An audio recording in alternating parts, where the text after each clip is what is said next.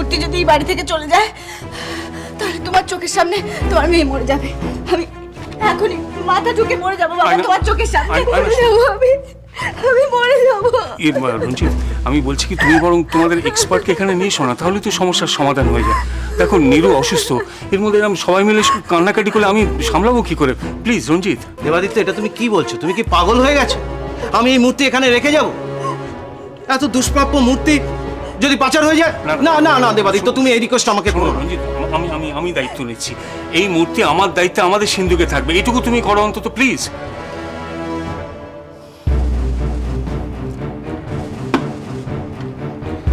ঠিক আছে, তুমি যখন বলছো আমি মূর্তি রেখে যাচ্ছি, কিন্তু সব দায় কিন্তু তোমার।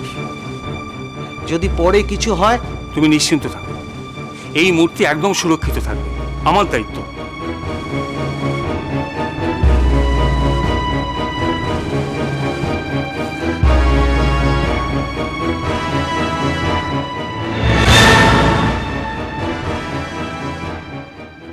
মুখস্থ কর, শুনে শুনে।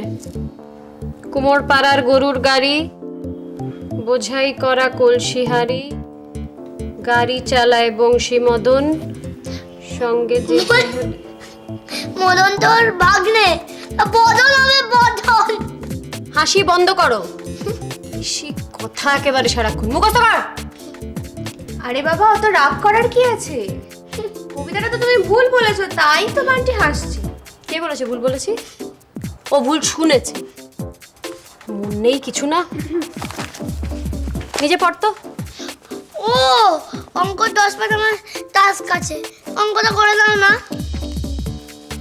অঙ্কটা আমি করলে না সব আনসার ভুল হবে। আমি অঙ্কে খুব কাঁচা তো, পারি না। নিজে আয়নাকে দেখবো? কি কি অঙ্ক আছে?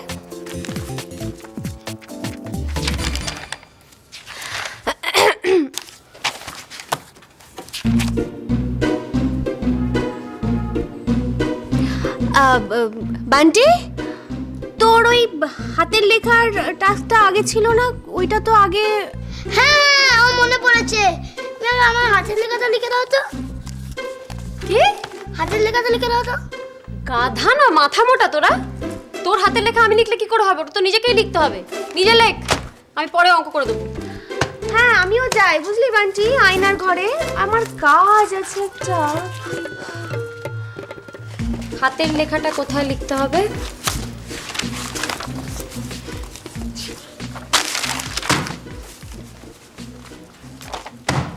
আরে কি কি করছো তুমি? বান্টির খাতা পেন্সিল নিয়ে?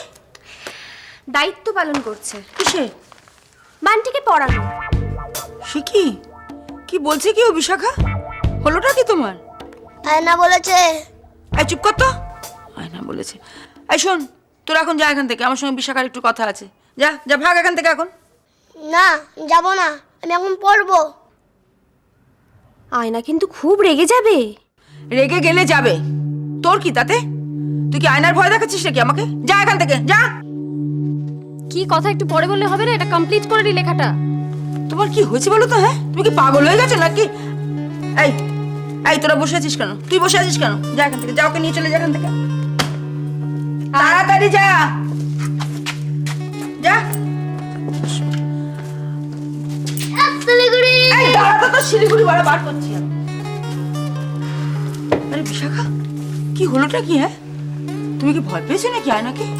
না না, ভয় নয়। আমি যাকে কি বলতে এসেছিলেন আপনি বলুন। বাড়িতে পুলিশ এসেছে। পুলিশ? কেন? সুদীপ ধরা পড়ে গেছে? সুদীপ নয়, ধরা পড়েছে আয়না। ওই শিব মূর্তি পাওয়া নাটক করছিল না, ওটা একটা চোরাই মূর্তি। বেশ কয়েক মাস আগে ওই মূর্তিটা কোথা থেকে যেন একটা চুরি গিয়েছিল। কি? তার মানে আয়না আসলে চোর, মূর্তি চুরির ব্যবসা করে। আর আমি ওর কথায় ভয় পেয়ে শুধু শুধু বান্টি আর রুমির হাসির খোরাক হলাম।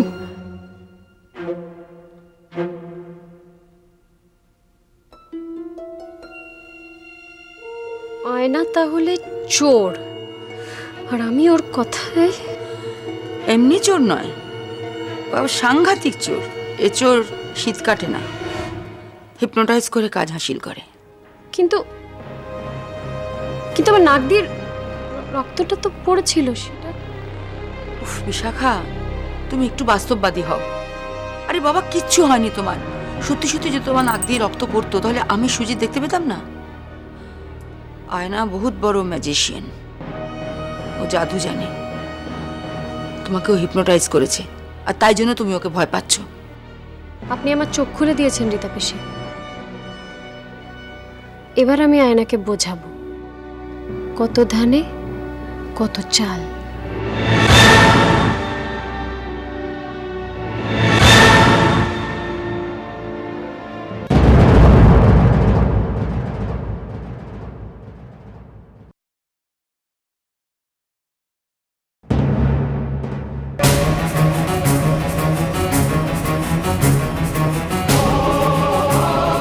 শুনুন, আপনি যদি আর একটাও কথা উচ্চারণ করেন তাহলে কিন্তু আমি ডাক্তার ডেকে পেশেন্টকে ডিস্টার্ব করার অপরাধে এই ঘর থেকে আপনাকে বের করে দিতে বাধ্য হব।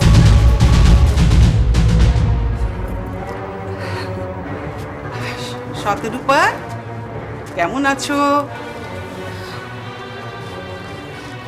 ভালো। আপনি? আমি আমার আর থাকা, সবাই ভালো থাকলেই ভালো। তোমাকে আমি একটা কথা বলতে এসেছি। অবশ্য সেদিন তুমি আমার সাথে যেরকম ব্যবহার করেছো, তারপরে তোমার সাথে দেখা করার ইচ্ছে আমার ছিল না, কিন্তু আমি তোমার ভালো চাই বলেই তো। দেখুন, সচরাচর আমি কারোর সঙ্গে দুর্ব্যবহার করি না, কিন্তু সেদিন বাধ্য হই। হ্যাঁ, কি যেন বলছিলেন? আমি তোমাকে একটু সাবধান করে দিতে এলাম। তুমি তো এখানে অপূর্বর বউ হিসেবে আছো, তো অপূর্ব যদি এখানে না থাকে তাহলে তোমার থাকার তো কোনো মানে হয় না। কেন, কি হয়েছে অপূর্ব? না না, কিছু হয়নি। আমি বলছিলাম যে ওই ঝর্ণাকে একটু চোখে চোখে রেখো। অন্যদি ঝর্ণাকে এখানে কেন এনেছিল তা তো তুমি ভালো করেই জানো। হ্যাঁ জানি তো। তো এর সঙ্গে ঝর্ণার কি সম্পর্ক? ঝর্ণা অত্যন্ত ভালো মেয়ে। উমা, তুমি একটা লেখাপড়া জানা শিক্ষিত মেয়ে, তুমি ভট করে এই কথাটা বলে দিলে। শোনো অন্যদি, তোমার আর অপূর্বর এই মন কষাকষির সুযোগ নিয়ে ঝর্ণাকে যে অপূর্বর দিকে ঠেলে দিচ্ছে সে খবর রাখো। দেখুন, এরকম কিছু আমার চোখেও পড়েনি আর মনেও আসেনি। আমার শরীরটা খারাপ বলে ঝর্ণা সংসারে কাজকর্মগুলো করছে। সংসারের কাজকর্ম করা, হাসি ঠাট্টা করা দুটো এক হলো? ঝর্ণা তো আগে থাকতেই অপূর্বকে ভালোবাসতো। আপনি জানেন কেমন করে? দিদি বলেছে, তাই তোমাকে আমি একটু সাবধান করে দিতে এলাম। দেখো, পুরুষ মানুষের মন এটা হচ্ছে একেবারে পদ্ম পাতা জলের মতো, এই স্থির এই অস্থির। তাই আমি তোমাকে একটু। আপনি কি আর কিছু বলবেন? না না, আমি আর কি বলবো। দেখো, নিজের ভালো এ তো পাগলেও বোঝে। তুমি বুঝলে ভালো, না বুঝলে ওদের এখান থেকে তাড়াবার ব্যবস্থা করো। তা না হলে ওই অপূর্ব ও কিন্তু তোমার হাতছাড়া হয়ে যাবে। পরে কিন্তু তুমি আমাকে দোষ দিতে পারবে না, বুঝলে? আমি তাহলে চলি শতরূপা, আমার কথাগুলো একটু ভেবে দেখো।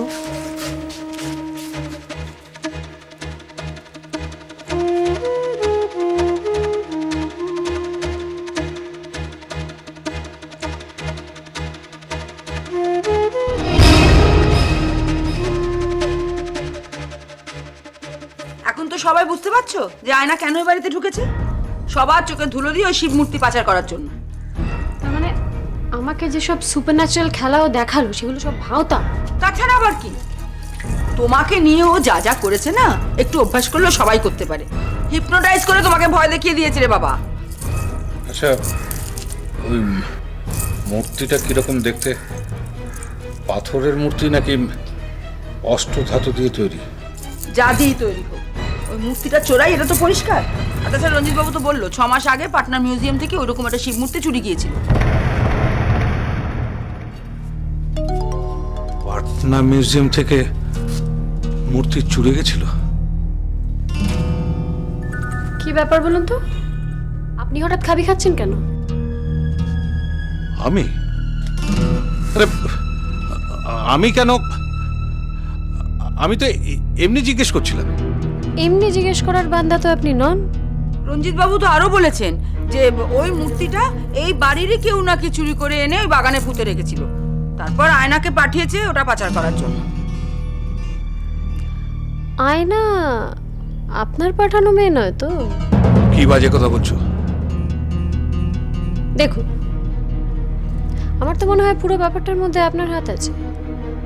আমি ভেবে দেখলাম এবং ভেবে দেখে যা বুঝলাম সেটা হচ্ছে যে এই মূর্তি, আয়না আর রীতা পিসি আপনার হাজবেন্ড, এই তিনজনে এক সুতোয় বাঁধা।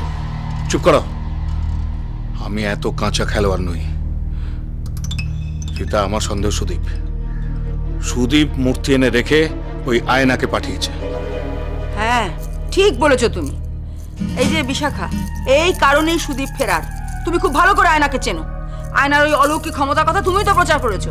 তোমার ওই নাক দিয়ে রক্ত পড়া, তোমার স্ট্যাচু হয়ে যাওয়া, তোমরা দুজনে মিলে যোগ সাজস করে এই নাটকটা করছো। কি মুশকিল, আমাকে বিশ্বাস করুন আপনারা, আমি ওই মেয়েটাকে চিনি না। আর সুদীপ চেনে কিনা আমি জানি না।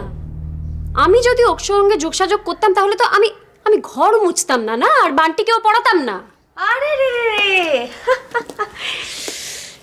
তিন মূর্তি একসঙ্গে দাঁড়িয়ে সলা পরামর্শ, জুটি আড্ডা। যাকে আমার একটা জিজ্ঞাসা ছিল, আচ্ছা আয়না তোমাদের বেশ ভালোই টাইট দিয়েছে না? হ্যাঁ, ভালো ভালো। বাবা, তোমাকে আমি একদিন একটা কথা বলেছিলাম যে পাপ কখনো তার বাপকেও ছাড়ে না। এই যে এই বাড়ির লোকজনের প্রতি এত অত্যাচার, এত অবিচার তোমরা এতদিন ধরে করেছো, তার ফল তো ভোগ করতেই হবে, তাই না? কি মম, টিট ফর ট্যাট কেমন লাগছে? এই চুপ কথা। আয়না একটা চোর, আর একটা চোরকে তুই সাপোর্ট করছিস, তো লজ্জা করছে না? না, আমি লজ্জা পাই না। তার কারণ আয়না চোর নয়, এবং এটা খুব তাড়াতাড়ি প্রমাণ হয়ে যাবে। পুলিশ ওই মূর্তির ছবি এনে তার সঙ্গে ওই মূর্তিটা মিলিয়ে দেখেছে, এরপরেও তুমি বলবে আয়না চোর নয়? না, তারপরেও বলছি আয়না চোর নয়। তার কারণ চোর সম্ভবত আমাদেরই বাড়ির কেউ একজন। কি চিন্তায় পড়ে গেলে? তুই কাকে সন্দেহ করছিস? তুমিও হতে পারো, অথবা আমার মাতৃদেবী, অথবা আন্টি নাম্বার 1 বিশাখা আন্টি, অথবা সুদীপ মুখার্জি। তবে যেই হও, সত্যিটা স্বীকার করে নাও, নইলে কোমরে দড়ি। এবার কিন্তু আর জামিন হবে না।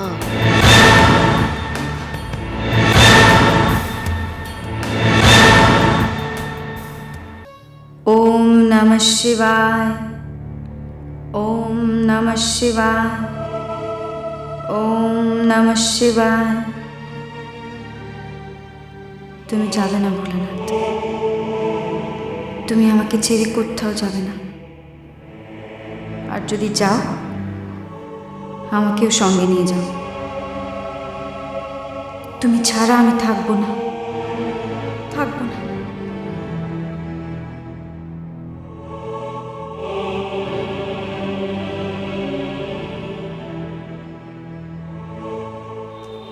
কিছু বলবি বান্টি? তুমি কি করে জানলে আমি এসেছি? আমি আমি তো ম্যাজিক জানি। ম্যাজিক জানো? সত্যি বলছো আমার ম্যাজিকটা শিখিয়ে দেবে? হ্যাঁ দেব। ম্যাজিকটার নাম কি? ম্যাজিকটার নাম হলো গন্ধ ম্যাজিক। গন্ধ ম্যাজিক? তুমি সত্যি বলছো? সত্যি বলছি। এই যে তুই আমার পাশে এসে দাঁড়ালি, তোর গন্ধে আমি বুঝতে পারলাম তুই এসেছিস। তুমি মিথ্যে বলছো। না সোনা, মিথ্যে বলছি না। এই তো আমার বান্টি, আমার বান্টি, আর বান্টির মিষ্টি মিষ্টি সুন্দর সুন্দর গন্ধ। আমার মা কোথায় তুমি জানো? আমার মাও এভাবে আমার আদর করতো। মা কোথায় তুমি বলো না? শিব ঠাকুরকে ডাক বান্টি, শিব ঠাকুরকে ডাকলে শিব ঠাকুরই তোকে বলে দেবে তোর পরিমা কোথায়। শিব ঠাকুরকে তো পুলিশে নিয়ে যাবে।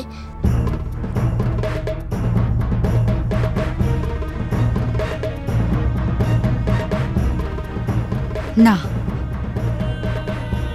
আমার ভোলানাথকে আমার কাছ থেকে কেউ কোথাও নিয়ে যেতে পারবে না, কোথাও না।